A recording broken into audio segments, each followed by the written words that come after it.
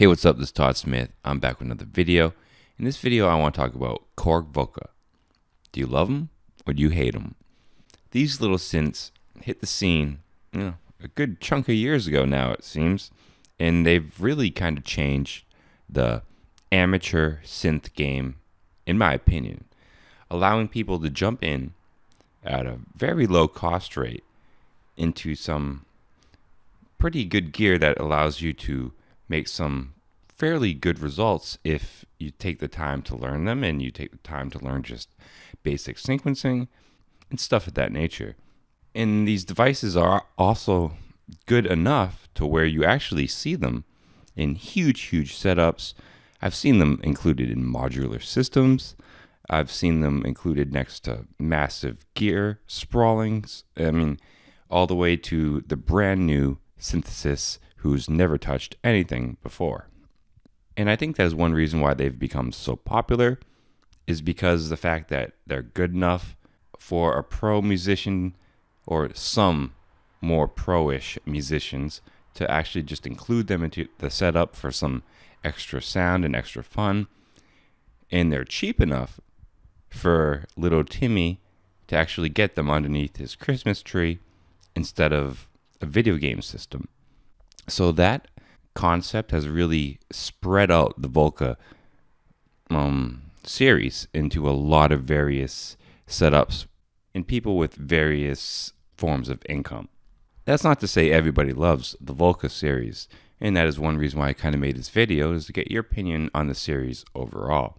I'm not particularly calling out any one Volca on this. I'm kind of looking at them as an overall whole. And how do you feel about just the series itself, the way Korg has approached the series, what they've released so far, and if you do like it, where do you think they're going? What do you think they'll release next? Like, I gotta say, I was very impressed from the very beginning because of the reasons I listed of just how cheap they were and the quality of what it produced for the cost. The Volca line, if you enjoyed it, I feel was going really strong until last year they kind of released the Volca Mix, which the mixer, I'm not going to downgrade it and say it was complete trash, but it really was a subpar release compared to the previous years of the Volca series. And I think many people thought that they might have been running out of ideas because they didn't release a brand new Volca at all besides the mixer. And, we were like, uh-oh, is this going to be the end of the Volca line? But then this year they come out with pretty much an Electribe in a box and a little mini kind of Volca-ish semi-modular kind of system, West Coast thing going down. It's really out of nowhere they come out with these two really awesome ideas, which makes you think they might keep sprawling out some really more cool ones in the future. Because I was one of those people that kind of thought maybe the line was done after the mixer, and they kind of, without Tat, they were just kind of calling it quits.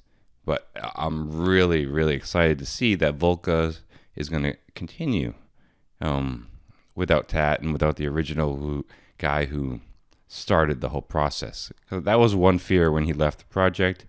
I thought maybe the project would kind of just dwindle away after the mixer.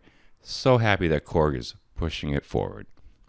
A lot of people will complain about the size, and that is understandable. They are tiny. If you have big, bulky fingers, there's really nothing you can do about that. You have big fingers, they are tiny. It might not be the best for you. Me, I'm a fairly thin cat, so my fingers are fairly thin. They're not like chubby by any means, so I have no issues manipulating. I actually found the small knobs pretty intuitive, and actually, since you only had to turn them a little bit to get some pretty big results, I actually preferred that, and I feel that Korg did a pretty nice job of not making it too small of a sweep range to where you were losing sweet spots. I feel Korg used their positioning well on the knobs. Whatever the specifications they did to make the ranges, I feel, for me, it felt pretty nice. But I can understand how some people don't agree with that concept. So overall, that is one thing that a lot of people gripe with is the pure size and form, and it's just too small for them. And that is understandable, and that is not going to appeal to everybody. Luckily for me, that doesn't apply to me, and I really, really do enjoy them, and the size does not affect me. Another really big thing is the limitation. People will say they're very limited, which alone is true. Each individual Korg Volca is pretty limited. I'd say the FM probably is the most diverse, with the sampler too is obviously going to be really diverse because it's a sampler. But in general, they're pretty limited for what they are, because even the sampler is going to be limited for a sampler, and the FM synthesis is probably going to be limited for an FM synthesis. But if you look at them as a whole, as one big instrument together, then it starts to open up. And I think that's how Korg really is wants you to look at it as one big piece. If you had them all, one big instrument. And when you look at it that way, as a whole, added up, I really feel they hold their own weight as one solid instrument together.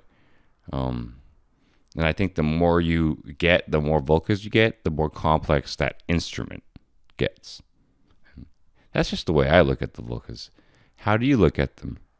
Do you find them too limiting? Do you find them too small? Do you find them innovative and fresh? Did they get you into synthesis?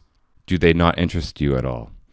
Because, there's no wrong answer. I'd just love to know how you guys feel about the Volca line, where it's going in the future, and what Korg plans to do with the line in general.